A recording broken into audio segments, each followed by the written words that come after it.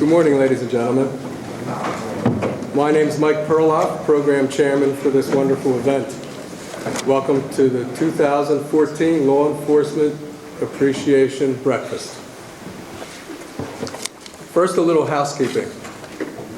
We had the 50-50 tickets at the front, and there'll be an opportunity, if you have not yet purchased any, to get them during the meal. Speaking of the meal, when our guys showed up at 6 o'clock to prepare the food, lo and behold, it wasn't delivered. Then what? They called the wholesaler, and the wholesaler said, "What order?" So we changed things around a little bit, and that's one of the reasons we started a few minutes late, but everything's going to work out. I promise, maybe. The beneficiaries of the 50-50 are two wonderful institutions. One is the Goodwin Holocaust Museum and Education Center, and the other one is the Hero Scholarship Fund. And we're proud that we have been making a donation since our very first law enforcement program in 1996. All right, moving on.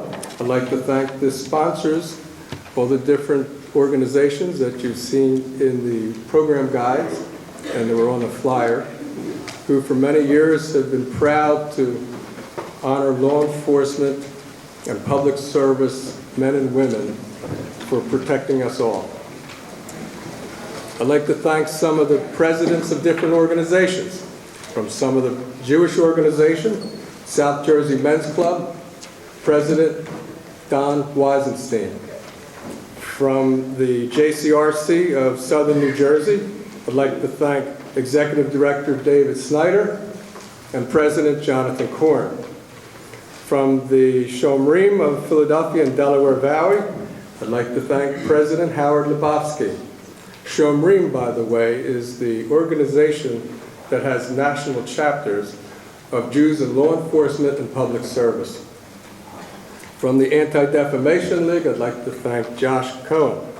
From law enforcement, people also who are sponsors and on our committee, I'd like to thank Camden County Sheriff Department, Sheriff Chuck Billingham, and Under Sheriff Willie Fontanez. Camden County Police Chief Association, Chief Mark Cavallo. From the Burlington County Police Chief Association, I'd like to thank Chief Scott Perlman. And from Gloucester Police Chief Association, Chief Chris Wachter. On the committee that chose from the nominees who to honor, there was representatives from each of those organizations, plus representing the honorees of the past, the 2012 honoree, Prosecutor Warren Faulk.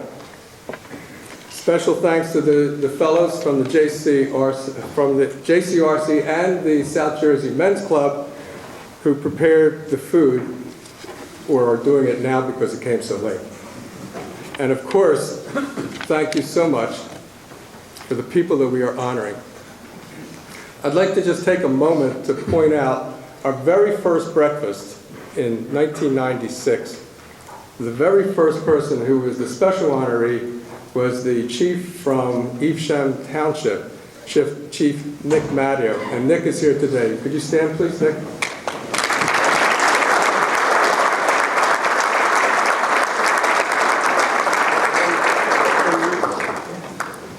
We're also honored that today we have the prosecutors from 4 counties. For those of you that are unaware, the chief law enforcement official for the state is the Attorney General. The chief law enforcement official for the counties, for each county, is the prosecutor. And today we have here from Salem County, I want to say Jiggs because that's who I know him by, John Lenahan. Prosecutor, would you stand, please?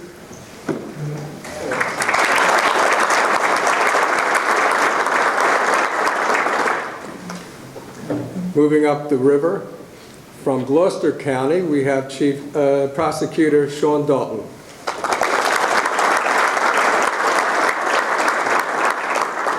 From Camden County, Prosecutor Warren Faulk. From Burlington County, Prosecutor Bob Bernardi.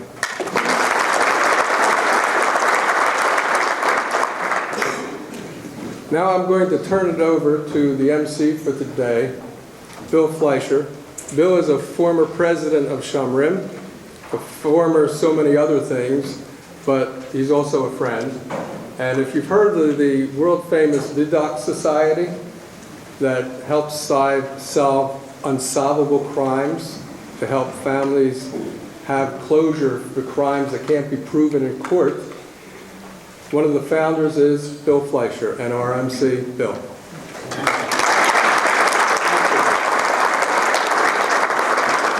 And I think we ought to give a special hand to Mike Perloff, who conceived this event that many years ago, in 1996. The scary thing is, it's that long ago, and it just seems like it was a few years ago. This event has been very well attended these many years because it's such an important thing that we do when the Jewish community honors law enforcement, the people that help protect us and serve to protect all people, regardless of a religion or no religion, race, ethnic origin. That's what law enforcement does. That's in this great country, and that's why we want to thank you, all of you. And if you look around, you're all heroes, and we appreciate you being here. So let's give Mike a big hand for being the driving force.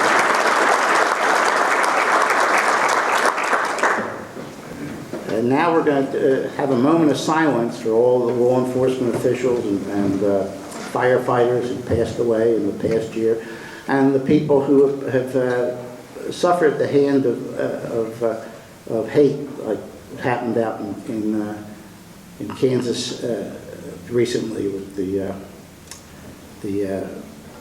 assassinations of innocent people just because they were perceived to be Jewish and they weren't. So let's take a moment of silence, and all the members and attendees who have passed in the past year of our respective organizations.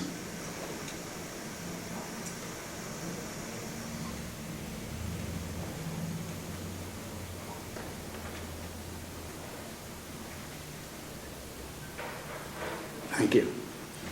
At this time, I'd like the presidents of the Gloucester, Camden, Burlington County Police Chiefs Association to come up here as we're going to have the presentation of colors. If you would, please.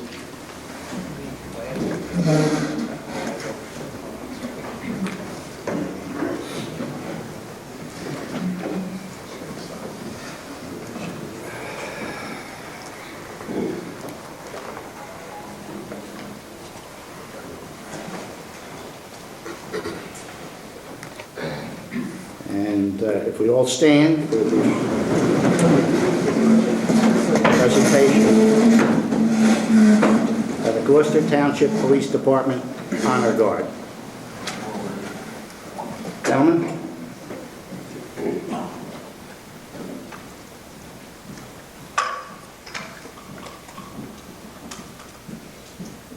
Covers on.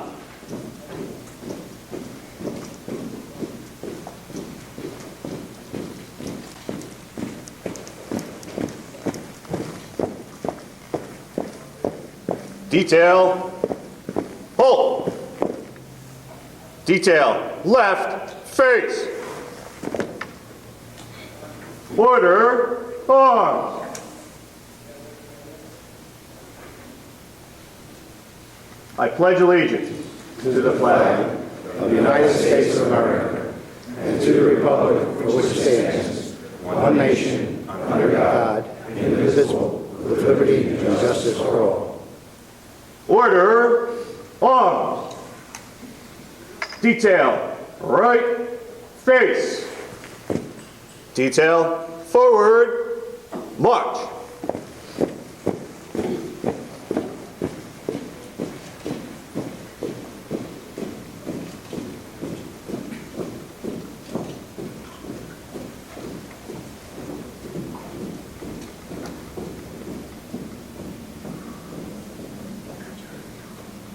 Thank you. You may take your seats.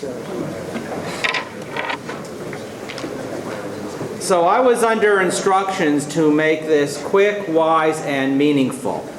I'll try to get one of those. Before I begin, however, I always had the sense, I've been here so many years and it's been such an honor to be here, that this was the safest place to be in South Jersey with all the law enforcement. And then I was looking over the list of all the organizations. And each organization has a sergeant at arms. Please tell me that's not because you don't behave well with each other. That the sergeant of arms does something else besides keep order with all law enforcement.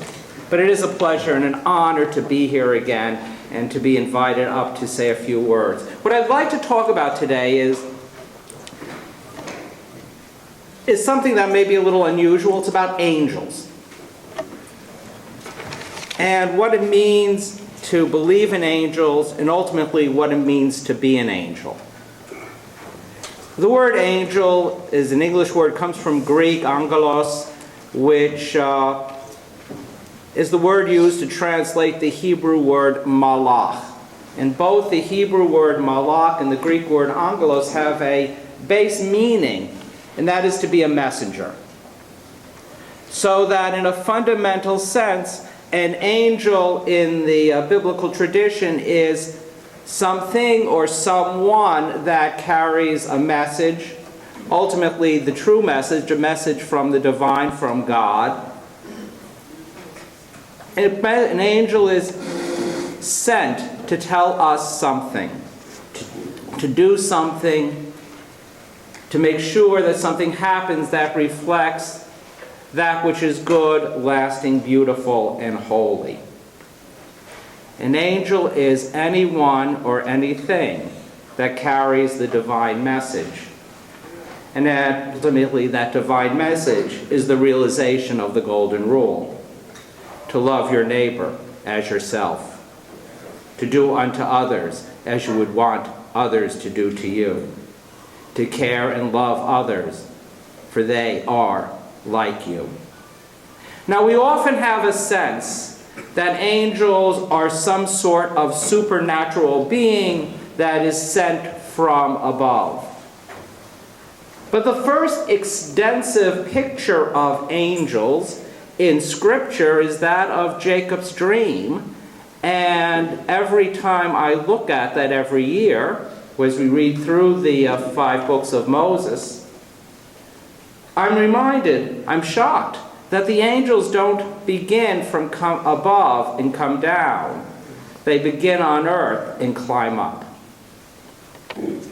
Which reminds me, teaches me, that each and every one of us has the opportunity to be an angel. So let me give you a prayer, and let me explain the prayer. Protect and serve. God is ultimately seen as our protector.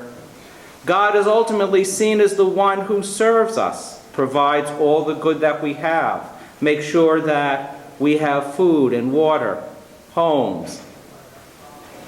But God needs help. So before we go to bed, in the Jewish tradition, we have a prayer that includes this beautiful meditation. And the meditation goes like this, that the archangel Michael should be at my right side, and the archangel Gabriel should be at my left side. Before me, the archangel Uriel should stand, and behind me, the archangel Raphael should support me. And when all 4 archangels are in place, then the canopy of peace, the Sukkot Shalom, the divine presence, the Shekhinah, can cover me. And these 4 archangels represent, I think, the 4 basic pillars of society. Michael are those people who guide us, give us counsel in times of trouble, in times of need. And Gabriel, whose name means God's hero, those are the ones who protect us and give us strength, who know our weaknesses and are there to help us. Uriel are our guides, our teachers. For Uriel means light of God. And Raphael, the one who heals, the healing power of God, represents all those in healthcare, doctors, nurses, therapists, EMTs. Each of us represents in our lives a little bit of all four. But at our best, we have to pick one. And here we are all standing in for Gabriel, that archangel of protection and of strength. Strength through love, strength through kindness. The archangel who needs the other three to do his job or her job. The archangel who has to reach across, sometimes to help Michael, to give counsel, sometimes to help Uriel and teach and lead, sometimes to help Raphael and be there in all sorts of emergencies, medical, natural. We all can be angels. Angels are not sent from above. Angels come from below.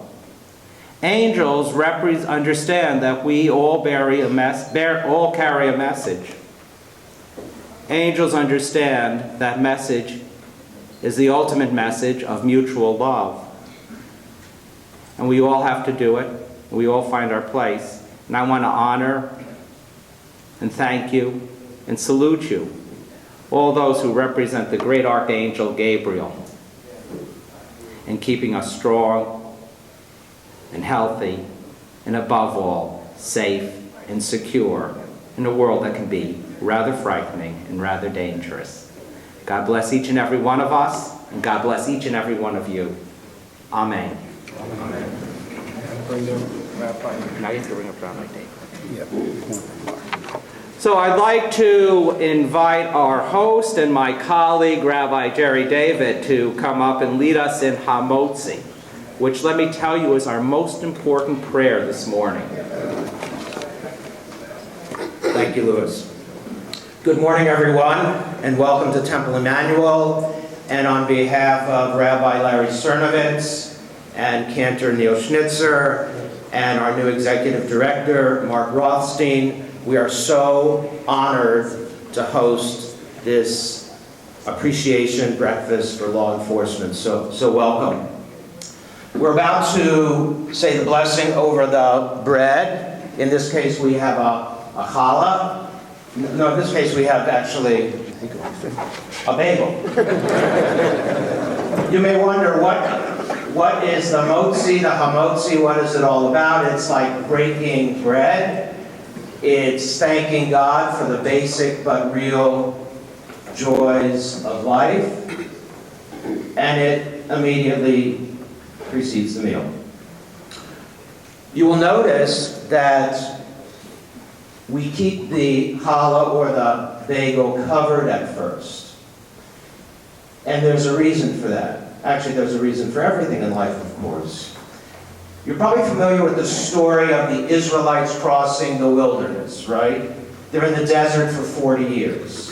And there was no food, there was no water, they prayed to God, and all of a sudden, food came down from the heavens. It was called, anybody know what that was called? Manna. You knew that? Manna. So manna came down from the heavens. I sort of imagine that that's probably like oatmeal or something like that. But it worked. And I don't know if you believe in that miracle. Rabbi Eron talked about angels. I'm talking about that miracle. That food can actually come down from the heavens and feed you. But actually something happened a couple years ago that made me truly believe that. We're ready to go on vacation, and you know in the mail you get these little packets of seeds, and on the cover there's carrots or peas or lettuce. I mean, you open the packet, they're little brown seeds, and it said, "This is carrots. This will grow to be something." And we were in a hurry, so I just opened the packet, put it down on the ground, kicked some earth over it, poured a little water on it, we left for 2 weeks. When we came back, There are already, things growing out of the ground. So how much different is that? The miracle of food coming from the earth, or the miracle of food coming from the heavens. And it causes us to understand that there are miracles all around us every day, and sometimes we don't notice it, and sometimes we notice it, but we take it for granted. Today is all about appreciation, of not taking anything for granted, of not taking no one for granted, and especially not all of you. So we say the blessing. You can join me if you like. We'll have a little Hebrew lesson here. So it's, repeat after me, Baruch Atah Adonai Eloheinu Melech Haolam Hamotzi. Wait, I'm leading. Lechem Min Haaretz. Now we're going to translate. Blessed are you. Thank you. Eternal God, who brings forth bread from the earth. From the earth. Amen. We take the bagel. You want to do the honors for us? And we break the challah, the bagel, and we're reminded of God's miracles. Amen. Amen. And the rabbi spoke of angels. When I was a Philadelphia police officer, 40 years ago, more than 40 years ago, I saw angels in blue, that every day did acts of kindness and helping people that would sometimes bring me to tears, working with some of my fellow officers, see the kindnesses that they did for people, just beyond the scope of what their normal duties would be. And I know that goes on today. So the rabbi's right. Angels start out on earth. And I'm sure there are a lot of angels in this room. And will continue to be angels. We're bringing out the food, so why don't I just for fun, I'd like to introduce some people at the Shomrim table. Who I know, I'll start with President Harold Lebowski. This is called dancing, by the way. Killing time before the food comes out. Stan Howard, past President Michael Gilbert, Merrill Ellen, Alan Kurtz, and we have honored guest George Saunders from Camden County Prosecutor's Office. We made him Jewish for the day. Bill Brown, former chief of the Camden County Prosecutors, retired FBI. Ben Redmond's former Inspector General for the City of Philadelphia, dear friend and colleague. Joe Downs, retired Special Agent FBI and former Philadelphia, from a long line of famous Philadelphia police family, the Downs brothers, and their father,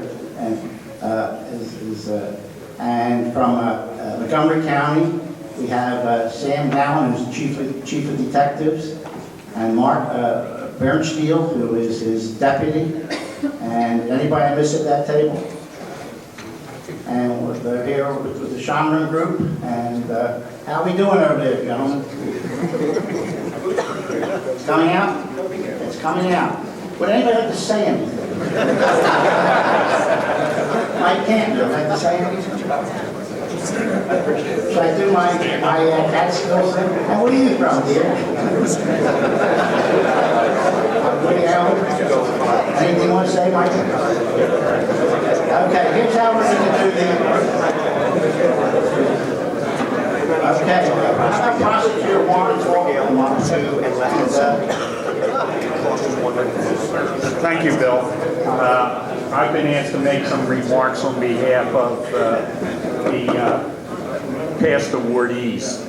And I want to thank Mike and Bill and the committee and the sponsoring organizations for putting this together this year. There was a hiatus last year, but we're back here again this year. and it's a wonderful celebration of the 4 counties that border the Delaware River. I think it's particularly appropriate this year that we get together because the Maccabi games are going to be in Cherry Hill this year. Talk about a security nightmare. We have hundreds of young men and women coming from all over the country to participate in the games. Cherry Hill, Mount Laurel, Voorhees, Clementon, all the way up to Mercer County. And there has to be security at every venue, and there has to be security as they travel from venue to venue. And that's particularly important this year in light of what happened in Kansas. You can't take anything for granted. At this point, nothing has been taken for granted, and I think Director is going to talk about that in his speech. Secondly, I want to say something on behalf of Harry Earle, Chief Harry Earle, who is the honoree today from Camden County. Talk about community. Harry has raised community policing to the highest level it could possibly be. It's amazing what they do in Gloucester Township to communicate with the community and to make it a community. Anyone who knows Gloucester Township knows how diverse it is. It's large, and there are different neighborhoods and developments and different sections of the township, but it has all been brought together down there as a result of modern technology, principally as a result of social media. If you get on the list for social media from Gloucester Township, you will know every traffic jam that occurred, you will know every fire that occurred, but you'll also know what's going on in the community. You will be alerted to issues that constitute public safety issues, but you'll also be alerted to things that you can participate in and become part of the community. So we've seen an adoption in Gloucester Township, adapting to the modern technological world that we live in, and it has created community. So on behalf of the previous award winners, I want to congratulate the award winners, Harry Earle and the late Al Sculy. And I also want to thank everyone for coming out, and I wanted to thank Director Dickson for all that he has done in making sure that we have security this summer when the Maccabi games come to Cherry Hill. So thank you very much, and Bill, I'll give it back to you. Did I kill enough time? You want to say, shout out to some friends in the room? We had enough time.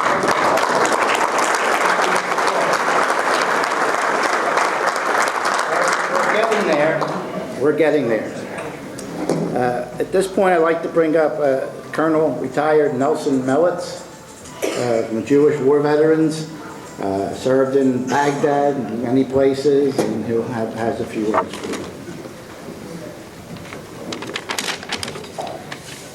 Good morning, everybody. Good morning. I can't hear you. I see people in uniform and I go crazy. I apologize for that. Different uniforms than usual. By the way, I was in the Air Force, Bill. You didn't mention that. I'm sorry. Yeah, okay, that's important. Okay, I represent the Jewish war veterans. You've probably heard of the Jewish war veterans, but let me just give a little presentation on that. We're the oldest continuously operating veteran services organization in the United States, formed in the late 1800s.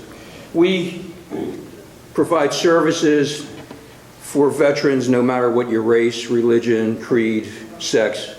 We provide services that are desperately needed when VA can't do it, or we help people process their paperwork through VA.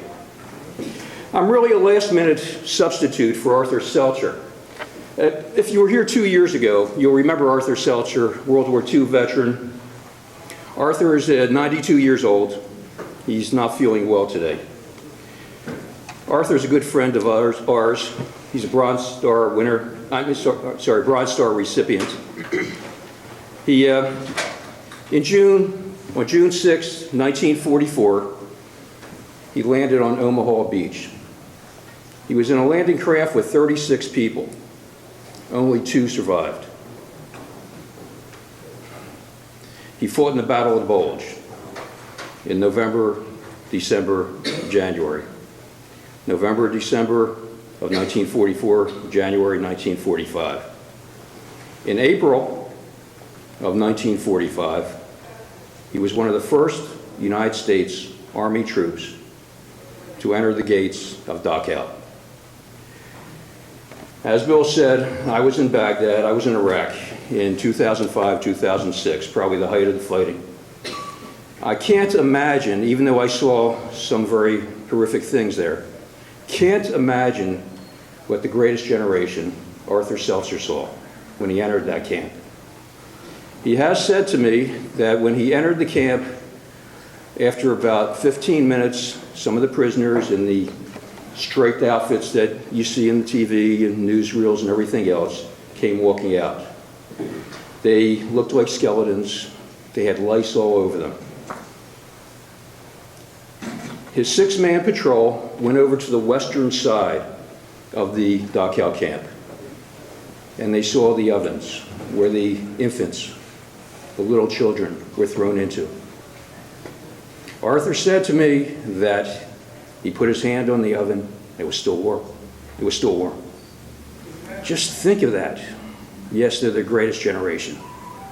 Just also think that if all the law enforcement officers in Germany in 1933, 1934, and the military got together and said they're not going to kill not only the 6 million Jews, but the gypsies and everybody else they killed, that would have made a difference. The Jewish war veterans. We have served our country, and before the country was declared our independence from Britain, for over 360 years. During World War II, at least 550,000 Jews, men and women, served. During the Korean War, at least 125,000 men and women, Jews, served. During the long Vietnam War, at least 225,000 men and women served of Jewish faith. And during our current war in Iraq and Afghanistan, and I know they say Iraq doesn't have any troops there, but I have some friends there. Actually, New Jersey National Guard friends are still there. We estimate that we have had over 150,000 Jews that have served. Tremendous numbers. We serve in higher percentage than our population in the United States. During all these wars, there's at least 19 Medal of Honor recipients that are Jewish. I say at least because there's probably more. Some people don't identify themselves as Jewish or any religion at times. Most recently, you might have heard on the news, Lenny Kravitz, Korean War veteran, killed in Korea. And then a few months before that, we had Tibor Rubin, also a Korean War veteran, received their Medal of Honor. 60 years, over 60 years after they truly earned it. Just like the African Americans, Hispanic, there was quite a bit of discrimination within the military during that time. That's why they did not receive it earlier. When I was in Iraq, I remember all the support I received from the South Jersey community. I remember all the presents, the cards, the letters, the kids from the local schools sent over so many cards, I couldn't even post it on the wall. It wasn't much of a wall anyhow. But the spirit that they gave me from the South Jersey community, including you, is something I'll never forget. On behalf of the Jewish war veterans, we pledge and will increase our support to the law enforcement community throughout New Jersey, throughout the United States. Let me close by saying,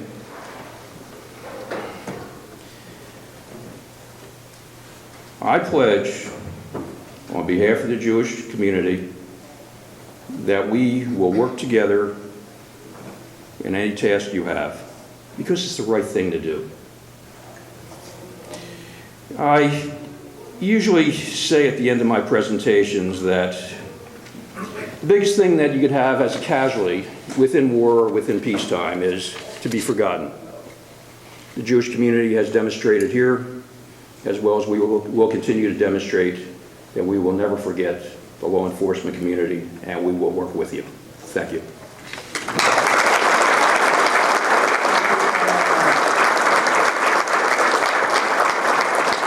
We're ready to eat, but like all good things, one more rabbi. Rabbi Sernovitz. Get to Rabbi Sernovitz, and then we eat, I promise. Or you could beat me up.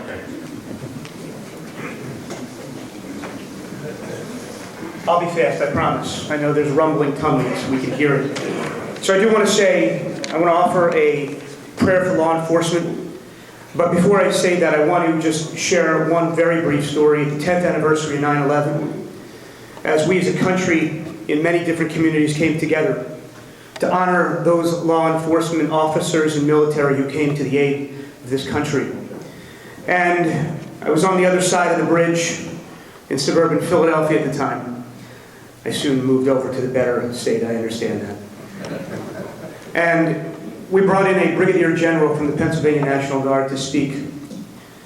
And it was immensely powerful because the one word that hasn't been mentioned or emphasized enough today is the sense of sacrifice. The officers and military who support this country and protect its citizens, unfortunately, so many times we take for granted all that you do for the community. That the freedom and democracy that we have, that we celebrate in this country, is because of the incredible law enforcement and the sacrifices that they make for the better and the greater good. For families, for being away, for doing what you do each and every day and putting your lives on the line, protecting the citizens of this country and particularly of New Jersey. So with that, I applaud you for all that you do to make everything that we do happen. So I offer this prayer on behalf of our soldiers and our law enforcement officers. Dear guardian of life and liberty, may the United States of America and the state of New Jersey always merit your protection. Teach us to give thanks for all we have and to truly appreciate the sacrifice of those who dedicate themselves to protecting the freedom we enjoy each and every day. May we never be lazy in the work of peace. May we honor those who have died in the defense of our ideals. Grant our leaders wisdom and insight to make decisions that further the best interests of the citizens of our country and our beloved state of New Jersey. And dear God, may you bless and protect the soldiers of the United States of America who stand guard over our land, who risk their lives to protect and defend not only our borders, but our right to freedom and democracy here on our land and wherever we are threatened. May you bless and protect the police officers and law enforcement officials of New Jersey and of this great nation who, at the risk of their own lives, protect the citizens of our state and this country from those who wish us harm. May you preserve and rescue all these courageous Shomrim, these guardians of liberty, from every trouble, distress, plague, and illness. And may you send blessing and success to them, to their families, in their every endeavor.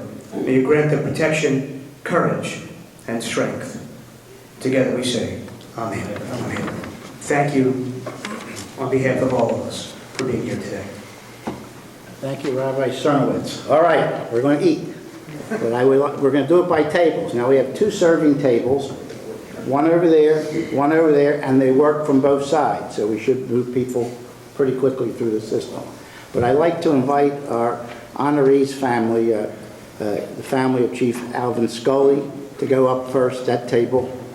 And I would like the family of Chief Harry Earle table to go up first. And then after that, this half of the room, this from here, please go to that serving table over there, and everybody else can just go to this one here. And if you happen to wind up at the wrong table, no one's going to care. So with the families of the honorees, please come up, go first, and then everybody else get rolling. Today our keynote speaker is a veteran of 25 years of the Federal Bureau of Investigation. And we have many former FBI agents in the room that I know of. And he is presently the Director of Homeland Security and Preparedness. I'd like to invite up Director Edward Dickson.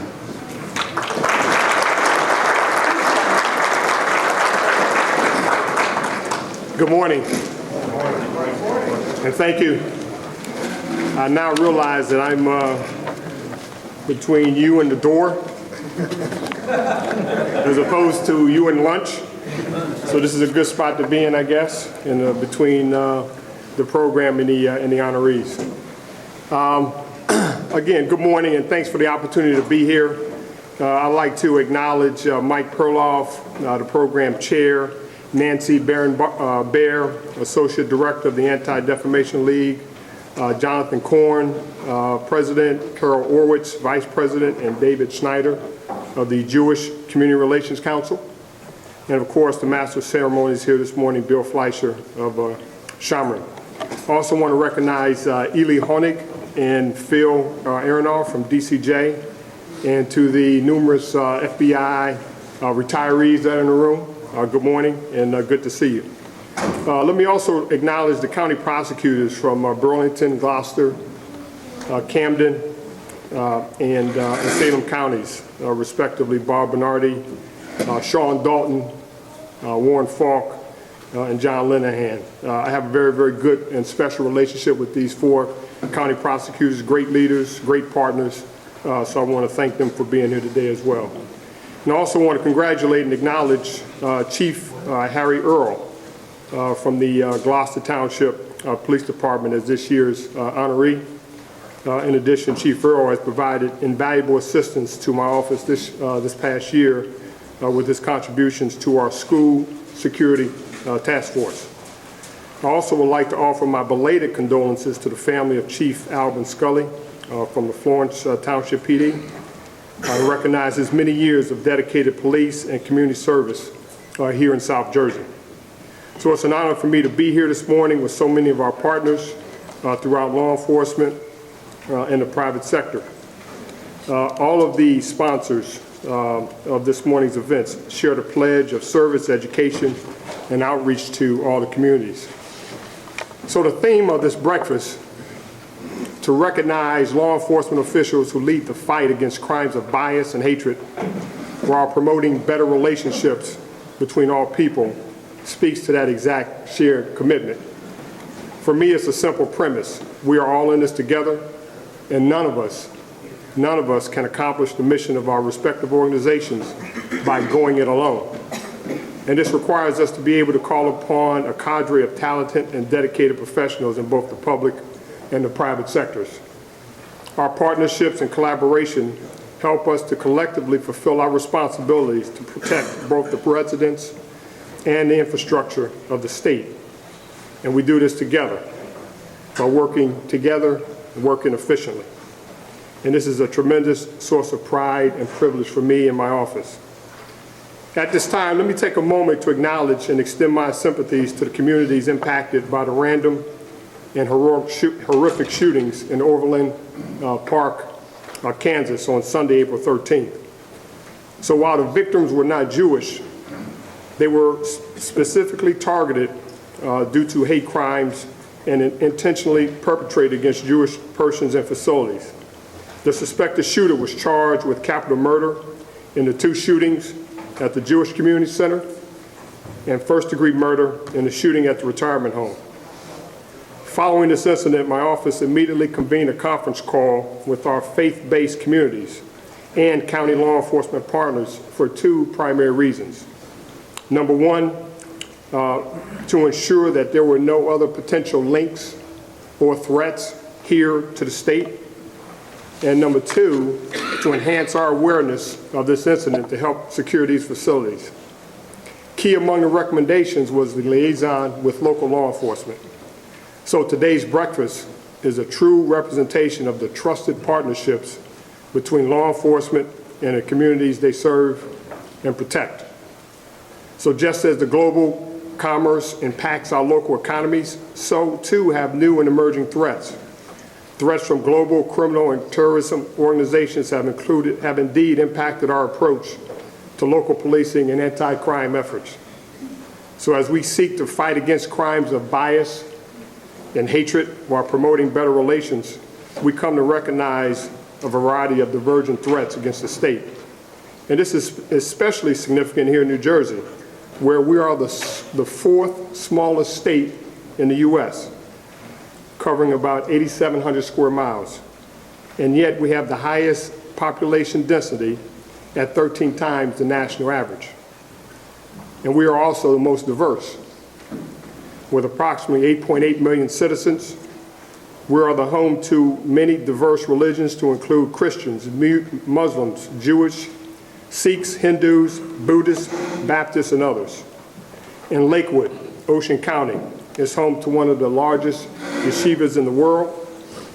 New Jersey is also home to the first Coptic Christian church in the U.S. and maintains a large Coptic population. So given our proximity to New York City and Washington, D.C., we sit at the heart of a major multi-state region. And yet because of our location and our diversity, we face a series of threats unlike most regions in the country. Potential threats exist due to our heavy concentration of critical infrastructure sites, which sit and includes a major international airport, thriving commercial ports, smaller regional airports, surface transportation, commuter, passenger, and freight rail, bridges and tunnels, and a host of critical areas of commerce and industry which are surrounded by diverse and heavily populated communities. So when we talk about threats here in the state, we must be ready to prevent, protect, and recover from the consequences of at least 5 major threats here in the state. Terrorism, both international and domestic, active shooter, cybersecurity, critical infrastructure accidents, and natural disasters. So no matter the type or the source of the threat, history has taught us that incidents that occur nationally and internationally can have a tremendous impact here in New Jersey. I can point to the school shooting incidents in Newtown, Connecticut, the recent school stabbing attacks in Murrysville, Pennsylvania, the Boston Marathon bombing attack, the Navy Yard attack in Washington, D.C., the Fort Hood shootings, the Sikh temple shootings in Oak Creek, Wisconsin, the movie theater shooting in Aurora, Colorado, and the Kenyon Mall attack in Nairobi. Here in New Jersey, we've had our own version of these attacks at the Pathmark in Old Bridge and the Garden State Plaza Mall shooting. All these events have impacted our state's preparedness capability. So that's why today's gathering, in addition to all the work that you do each and every day, is so important. We must collectively seek to share information that makes our communities and state safe and secure from all forms of threats, to include bias, hatred, and intolerance that leads to violence and unwarranted attacks. At OHS&P, we work hand in hand with 3 of the FBI's Joint Terrorism Task Forces in New York and in Philadelphia and in Newark. And the gathering and dissemination of intelligence is a large part of our operations divisions, what they accomplish on a daily basis. We work through the rock with our intelligence analysts, providing law enforcement personnel throughout the state with critical intelligence-led information in order to disrupt potential terrorist and criminal activity. This coordination effort between OHS&P, the AG's office, the state police, and the JTTF provides potential indicators of terrorist activities to law enforcement, first responders, and the private sector across the state. And because we value and recognize the public's role in reporting suspicious activity, we have invested funds to make that much easier. By calling 211 or 1-866-4-SAFE-NJ, we have a 24-hour toll-free tip line to support suspicious activity. So yes, the point of the public awareness campaign is simple. If you see something, say something. Again, if you see something, say something. And we also support an effective community outreach program with members of the Jewish, Sikh, Muslim, Hindu, and Coptic Christian communities here in New Jersey. As an example, following the shooting in Oak Creek, Wisconsin back in August of 2012, We saw an opportunity to build strong relationships with the Sikh and Hindu communities throughout New Jersey. Staff from my office met with leaders from both these communities. We organized conference calls with state and local law enforcement agencies, conducted security strategy sessions, and identified training opportunities for both temple leadership and the congregation.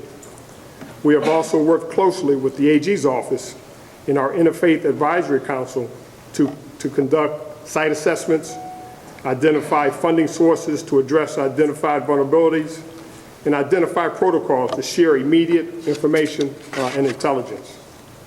We also provide public awareness materials to familiarize the community members on identifying suspicious behavior, which included posters and trifos translated in Punjabi and Hindi. Moreover, we have facilitated delivery of active shooter tabletops exercises for faith-based groups. And that's the first time that has been done in coordination with the Federal Department of Homeland Security. We've actually come into temples in the Sikh and Hindu community and conducted tabletop exercises based on the active shooter scenario. We're respecting human trafficking. Our office has teamed up with the AG's office, the Division of Criminal Justice, to make sure that the forced subjugation of a younger and more vulnerable individual is a horrendous act and cannot and will not be tolerated. So as many of you all know, many of the special events, like the Super Bowl, predictably sees an increase in illegal trafficking activities. As a host state for this past Super Bowl, we remained aware and vigilant when it came to detecting and preventing these type of attacks. Working with our federal, state, and local law enforcement partners to bring the full weight of the criminal justice system against those who sought to enslave individuals for inhumane acts, for profit, or for pleasure.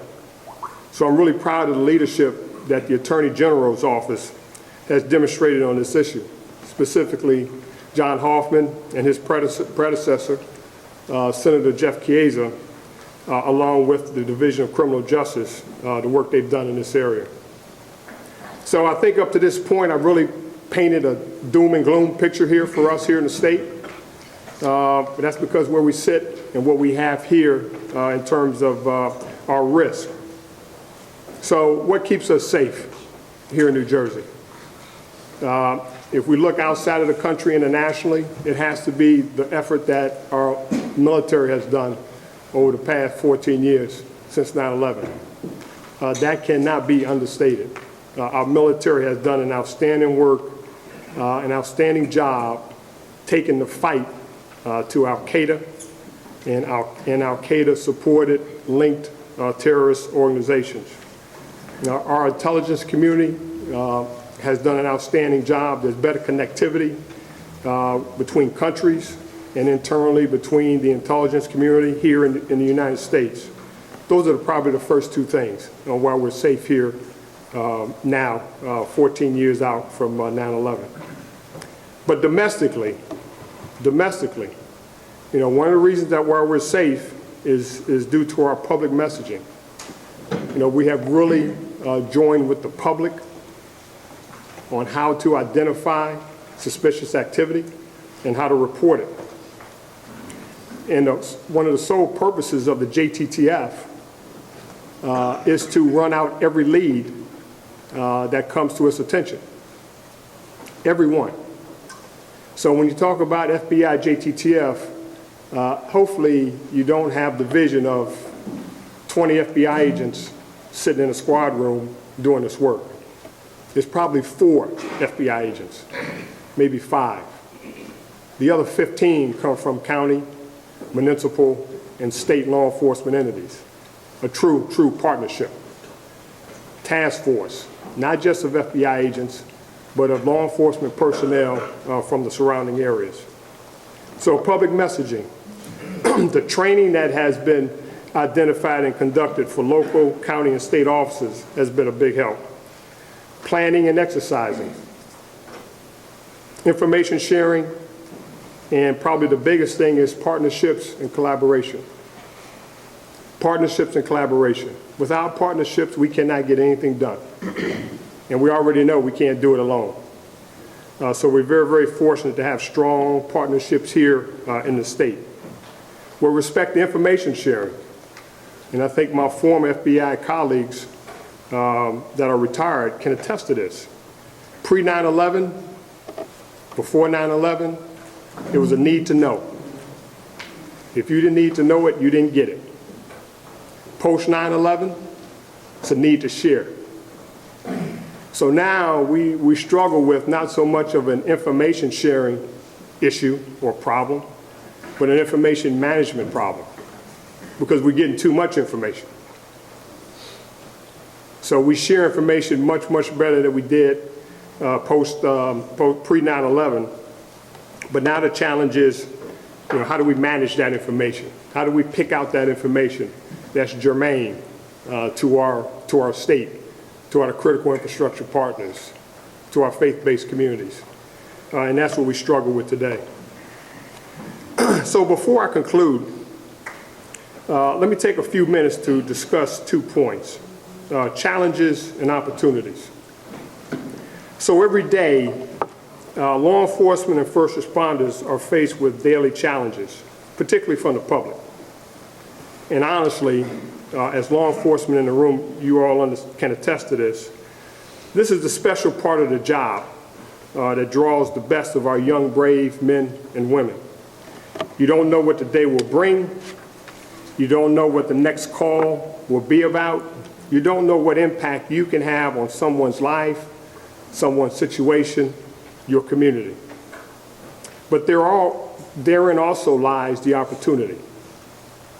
Each and every day, each and every cause brings you an opportunity to impact someone's life, hopefully in a positive way, but in a way that upholds the Constitution of the United States, the laws of the state of New Jersey, your county, and your municipality.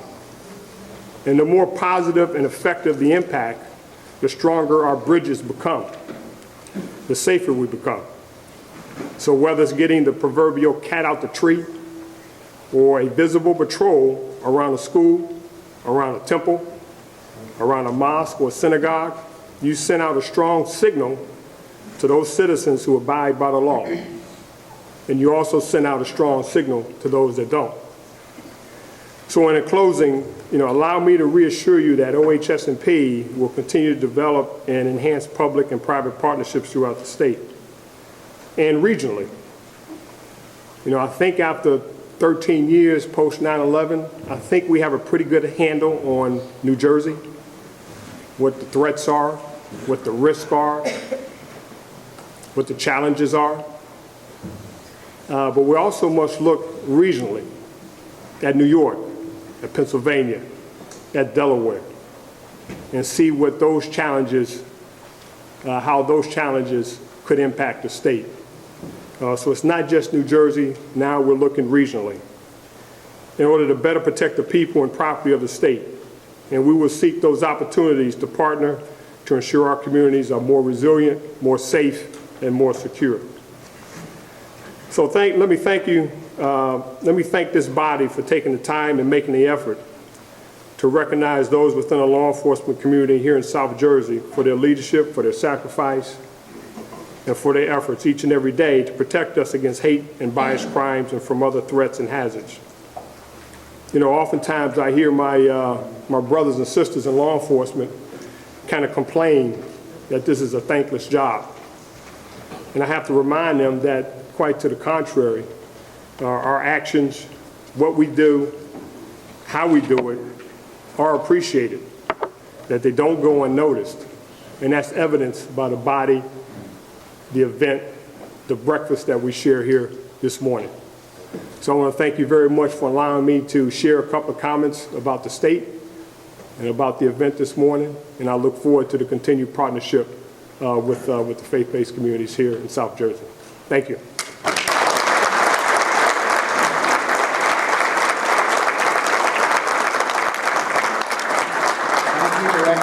Dickson. That's a very meaningful and thoughtful talk to our attendees.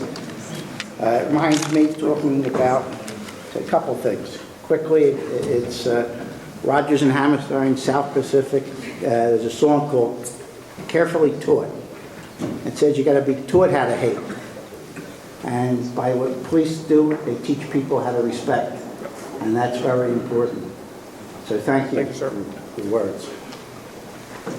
Okay. Very important work. Now, we're going to honor some angels. People who, through their dedication to the community and to law enforcement, were found worthy to receive awards this year. And I'd like to invite all the prosecutors to come up.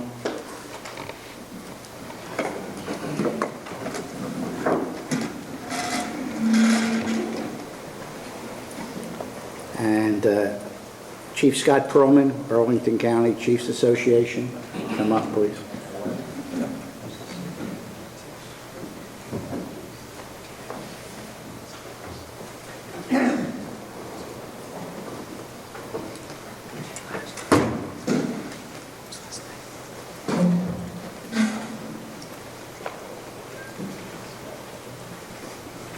I ask Chief Perlman to make the presentation and introduce the...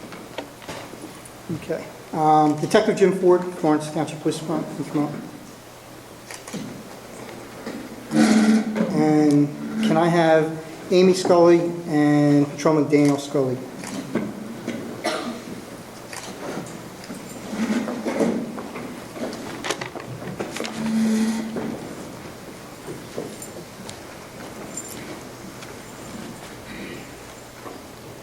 First, on behalf of the Burlington County Chiefs of Police, I want to thank the Jewish Community Relations Council, the South Jersey Men's Club, and all the groups involved with this morning's appreciation breakfast.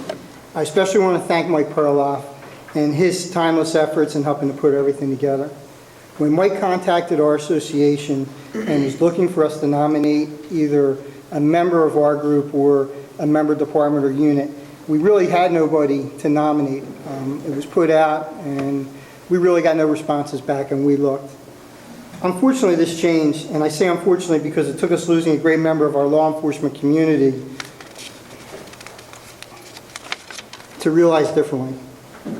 On Sunday, April 6th, I was having dinner, and I received a phone call from Captain Brian Boldazar of the Florence Township Police Department. And Brian informed me that their chief, Chief Al Sculy, had been taken to the hospital on Friday evening and had taken a turn for the worse and passed away on Sunday. As I notified the members of our executive board, there was shock among us. As we all knew Al had cancer, we really never realized how severe his problem was. He continued to serve on all of our committees and worked up until his last day. And I say that we never knew because he never talked about it. He never complained, was always happy and cheerful. Burlington County is huge geographically, and although we work together and help each other, we don't always know, and others work through their career. And it wasn't until I attended Chief Scully's funeral that I realized how much he did throughout his career, and especially for the youth of Florence Township. The more I talked with officers of the Florence Police Department and heard the words of Florence's mayor and Florence Detective Jim Ford, that I realized we should have been nominating Al all along. This realization was cemented in within me as the funeral procession passed by Florence Township Elementary School. Hal, early in his career, had been instrumental in bringing the DARE program to their schools. He had been a dedicated teacher to Florence students, and this dedication continued as he progressed through the ranks. As we passed the school, all the students were lined up in front of the elementary school, and numerous students were holding up their DARE t-shirts. The very last student saluting the procession as it passed. As a new officer, Florence Detective Jim Ford had worked for a young Al Sculy. Jim knew Chief Sculy better than most, and I turned to him to help prepare an outline outlining Chief Scully's career for the nomination to the Breakfast Committee. It's only fitting that I turn the mic over to Detective Ford to really talk about Chief Sculy. But one last quick observation of Chief Scully's life is to look at his son, Danny. No greater testament to Chief Scully's career is the fact that his son has followed in his father's footsteps and is currently a patrolman in the Florence Township Police Department. Jim. Thank you, Chief.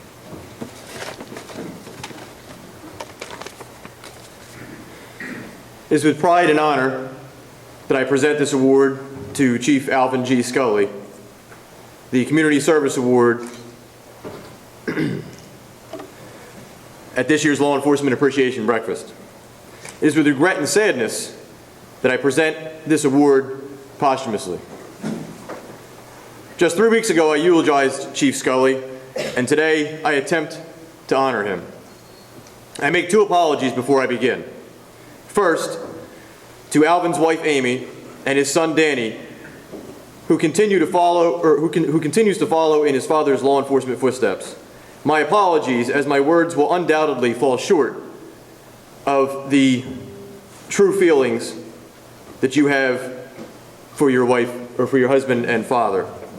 Second, and to those of you who know Chief Alvin Sculy, he shied from the spotlight and didn't necessarily like these type of things.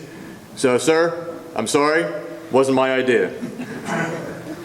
Chief Sculy served for over 29 distinguished years with the Florence Township Police Department, and as a lifelong member of the Florence Township Fire Department. He was well respected by his peers, as well as township residents, throughout his lifelong dedication to public service. Chief Sculy has left a legacy of achievements throughout his career with the police department. During his tenure, he served in many capacities, such as Master Firearms Instructor, Range Master, Rescue Diver, Traffic Safety Coordinator, DARE Supervisor, Adopt a Cop Coordinator, SWAT Team Member, Academy Instructor, and Field Training Officer. Chief Sculy was also a member of multiple associations and organizations, to include Florence Township FOP Lodge Number 210, the Burlington County New Jersey State Police Chiefs Association, New Jersey State Traffic Officers Association, and Blue Knights Motorcycle Club. Chief Sculy, no matter what capacity he served within the department, led by example, and still, as Chief of Police, was actively involved in patrolling the streets of Florence Township. Chief Sculy was a dedicated police chief, fireman, and EMT, serving on the Florence Township Police Force since 1985. Chief Sculy was a member of the Florence Township FOP Lodge Number 210, Burlington County, I'm sorry, I'm repeating myself. Chief Alvin Sculy was a shining example of what a police officer should be. Competent and courageous, tenacious and tough, brave and dedicated, yet understanding and compassionate to those who needed a helping hand. Chief Sculy was a courageous and true professional, a trusted associate, and a dear friend. Chief Sculy touched the lives of many, both professionally and personally. Chief Sculy fought a long, courageous battle with cancer. Since being diagnosed in 2009, Alvin endured numerous surgeries, trying to rid him of this awful disease. Over the last 5 years, Alvin continued to come to work each and every day that he was able, even while receiving chemotherapy treatments. The passing of Chief Sculy was untimely. Sadly, we are taught the lessons through death that we should learn in life. The lessons of cherishing every moment, taking time to tell those we love how we feel, and living each day to its fullest, as Chief Sculy strived to do.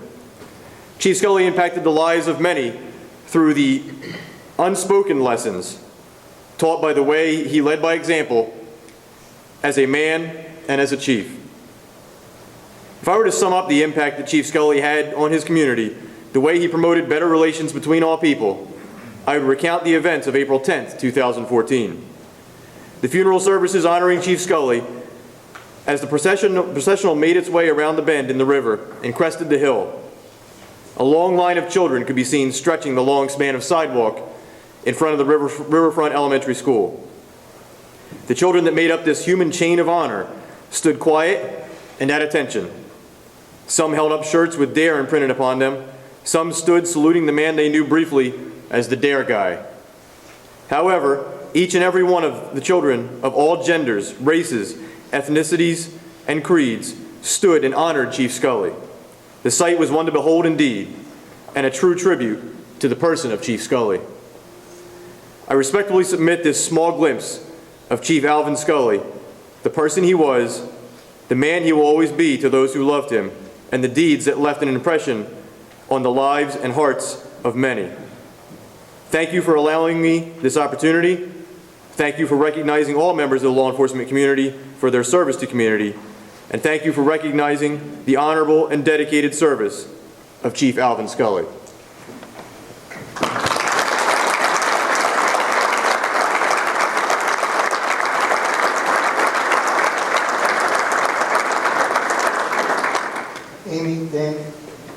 Enforcement Appreciation Day, Jewish Community Service Week, Chief Alvin Sculy, Florence Township Police Department, in remembrance of his integrity, leadership, professionalism, and dedication while being a role model for all law enforcement. He was known and admired by the community and colleagues for his conduct, respect, attitude, and accomplishments.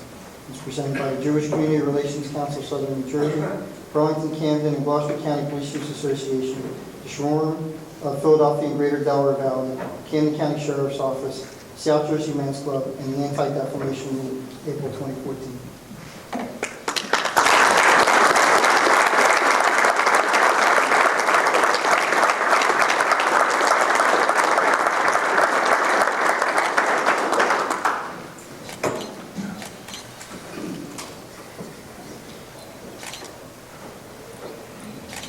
Can I get another shot with the prosecutors?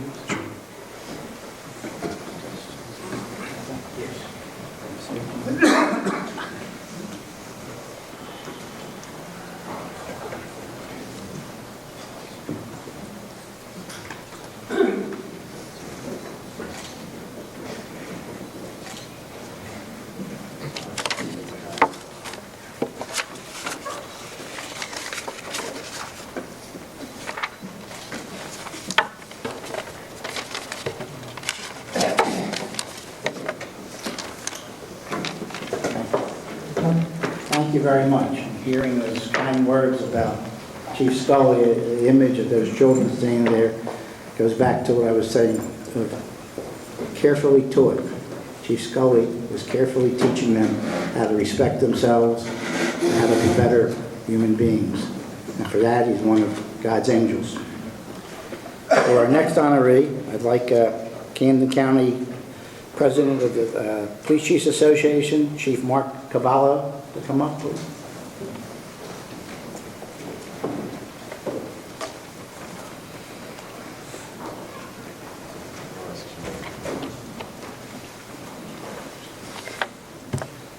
Thank you. I'd like to thank the South Jersey Men's Club and Mike Earle, seeing him back there, for organizing this entire event. I'd like to speak for just a moment about Camden County's first Vice President, Chief Harry Earle of Gloucester Township Police Department. I started working with Chief Earle a few years ago when he joined the Executive Board of the Chiefs Association.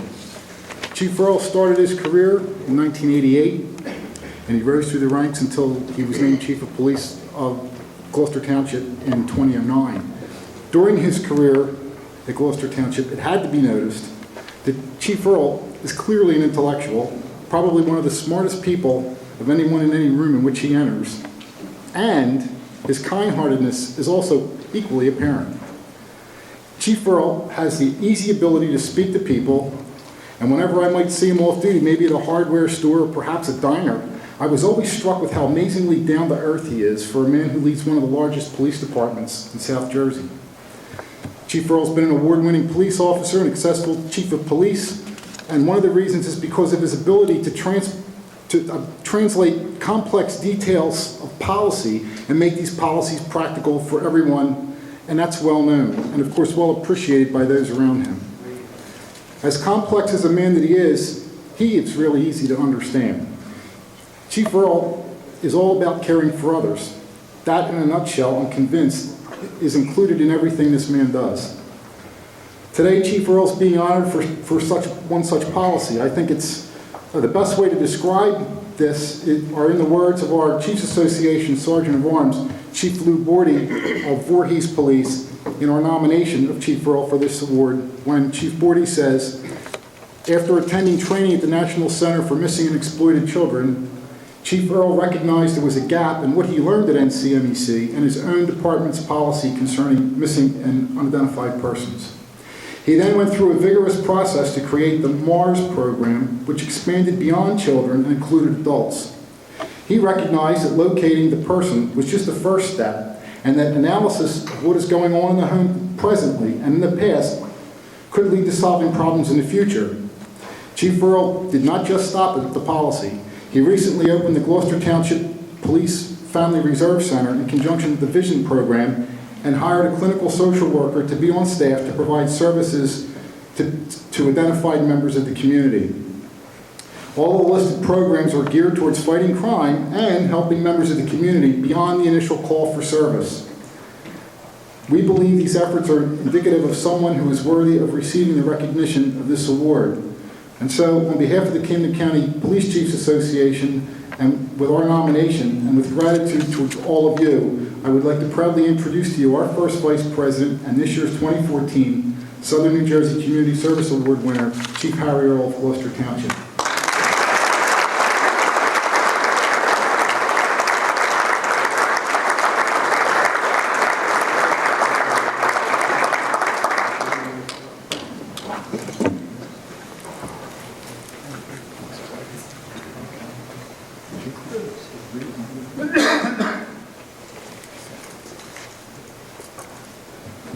I used to be able to do this without glasses.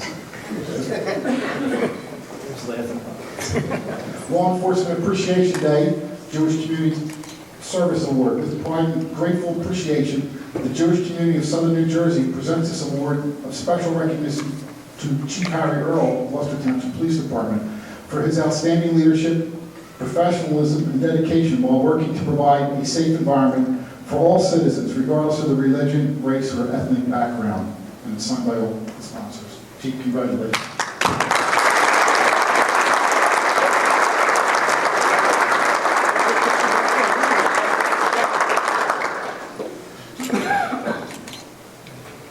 Let's get his family up. Thank you. Bring the family up for the photo. You don't have to do twice.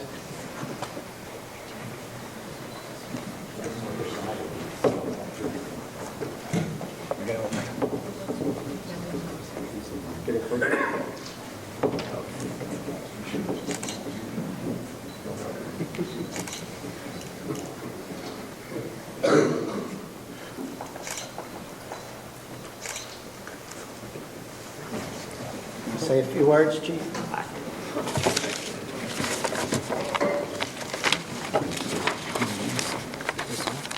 Well, good morning, everyone, and I can't thank enough, certainly, Chief Cavallo for those very, very kind words.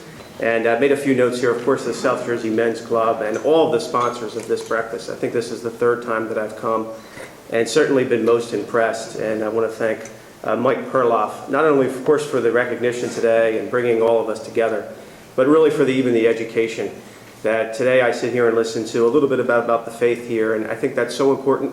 And I don't want to see that overlooked because, in law enforcement, I think what makes us so successful is just learning about one another. And today I learned a few things, and I think that makes us better as professionals as we move forward from today. So it really is an honor and to get this award. And I want to thank Chief Bordy for bringing that nomination forward and bringing it to the Chiefs Association, who, of course, was so supportive. And you know what? About this award, it's not about me. It's about the Gloucester Township Police Department.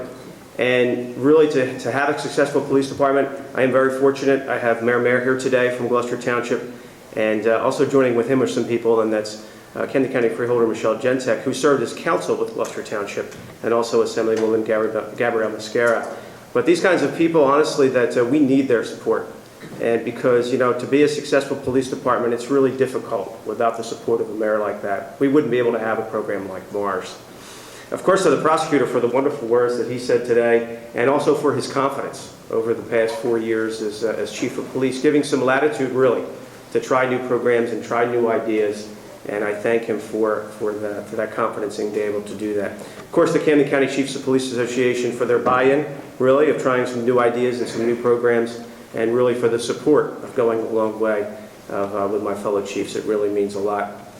To my family here today, you saw them. And they inspire me. Having my own 3 children really inspires me to make a program like Mars work. And to the Gloucester Township Police Department, many of them here today, they're really doing the work, not on just this program, but so many other programs. I'm so proud of them and so proud to lead such a team at the Gloucester Township Police Department. Just some brief words about Mars. I'll say it's just 7 strategies, but most importantly what it does, it brings everyone together. And it brings everyone together to not just find a missing person, but most importantly to identify at-risk youth and hopefully change their direction. And just like all of us are coming today, hopefully we're leaving here and changing directions, whatever that may be. So the honor is for all of us, and again, thank you to the South Jersey Men's Club, and of course to everyone who brought this day together. Thank you.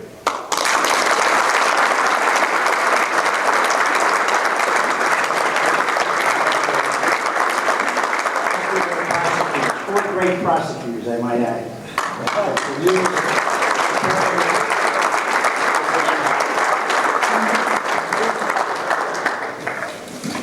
Well, we're about to wrap up with the 50-50.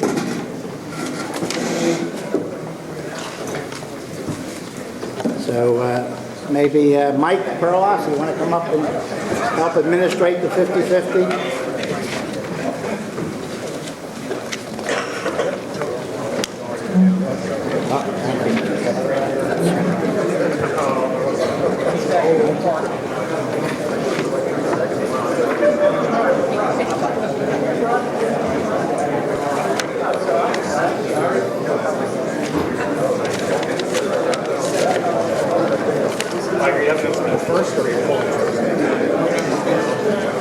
Earle's on our way up.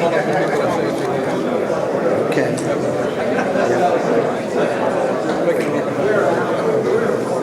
Okay. I'd like to have Dawn Shirley from the Camden County Hero Scholarship Fund come up, please. And Harold Orwitz, Susan Orwitz from the Goodwin Holocaust Museum. Carol, oh, excuse me. You know, Chief talked about his eyes going. I can attest to that, although I have an eyes of a 20-year-old. I keep them in a jar on my desk to remind me what I used to be able to see. And I don't hear so good either. So that's Carol Orwitz, I apologize. And she got married 12 years ago to Dawn Reagan. Dawn Reagan, all right. 12 years ago. All right, we have to find somebody we can all trust to pull the ticket. My honoree. So why don't we have, the honoree do it? Who can get mad at it? This is where I make enemies. Yes. Why don't you say what count? We have 3 winners. The first winner will get $34. Chief?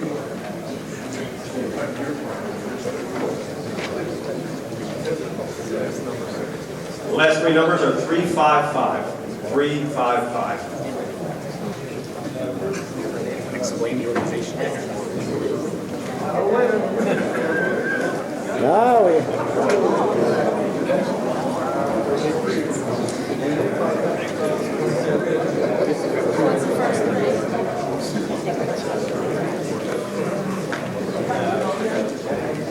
The second prize is $51. Chief? Gets back. Well, take a seat now. The last 3 numbers are 180. 180.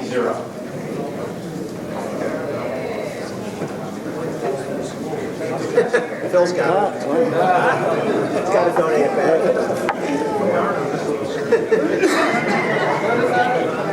Give it to the 2 charities. Oh, thank you.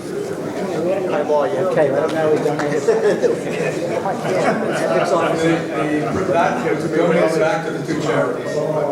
And the third prize for $85. You got this one too. The last 3 numbers are 796. 796.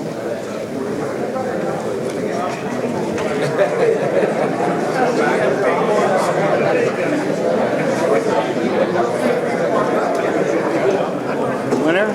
Oh, good. Donate it back. Donate it back. Now, donate it back for what? We have 2 fine charities. We have the Hero You split it. What are you making? Scholarship Fund, Dawn Shirley, and I did it again. Sorry, John. Dawn Reagan. And the Goodwin Holocaust Museum and Education Center. We're going to let them speak for a moment about what they do, and they'll each be receiving over a $100 contribution. Thank you. On behalf of the Camden County Hero Scholarship Fund, I'd like to thank you all for your generosity. For those of you that don't know, the Camden County Hero Scholarship Fund provides financial and educational assistance to the families of Camden County's law enforcement, fire, and EMS personnel killed in the line of duty. It's our policy to be to a family within 48 hours of an incident, and then we will provide educational assistance to the surviving children up to the highest New Jersey state tuition at their time of enrollment. So thank you very much. I'd also like to thank Mike Perloff and everybody for organizing today's event, and I'd like to congratulate Harry Earle. I'm proud to say Harry serves on our board, so it's an extra special congratulations. So thank you all for all your support, and best wishes to everybody. Thank you. We appreciate it. Good morning. I am a Vice President of the Jewish Community Relations Council of Southern New Jersey and the Chair of the Goodwin Holocaust Museum and Education Center Steering Committee. And on behalf of the JCRC and the GHMEC, I am honored to accept your generous donation. Thank you for your generosity in choosing us to share the proceeds of today's raffle. The Goodwin Holocaust Museum and Education Center, a department of the Jewish Community Relations Council, is involved throughout the year in the New Jersey government-mandated Holocaust education for kindergarten through 12th grade. It offers activities and programs designed for people of all faiths and backgrounds. The GHMEC utilizes many different educational approaches, including guest reader programs for elementary school students on bullying and tolerance, survivor children of survivors and concentration camp liberator speaker programs, museum tours, films, theatrical productions, and video conferences, which allow speakers to reach students all over the state, the United States, and Canada. Through the lessons of the Holocaust, the GHMEC works to eliminate prejudice, bigotry, and hatred from our community. It serves as a resource for students, educators, and the community at large, and brings people together in an effort to build mutual respect and understanding. If anyone here is interested in a tour of the museum or to attend one of our programs, we'd be happy to work with you to do that. And please contact David Snyder at the JCRC for further information. GHMEC programs are solely supported by the contributions of private donors. Thank you again for your generosity. It will go a long way to help continue the important work of the GHMEC. Thank you. Thank you.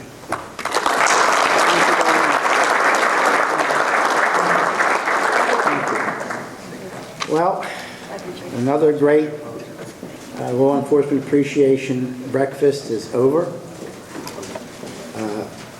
There are a lot of angels in this room that are going to go out and continue to do God's work, the Lord's work, in teaching people tolerance and respect, and to protect all of us to pursue our beliefs and our prayers in safety. We live in difficult times, but we are a strong and able community.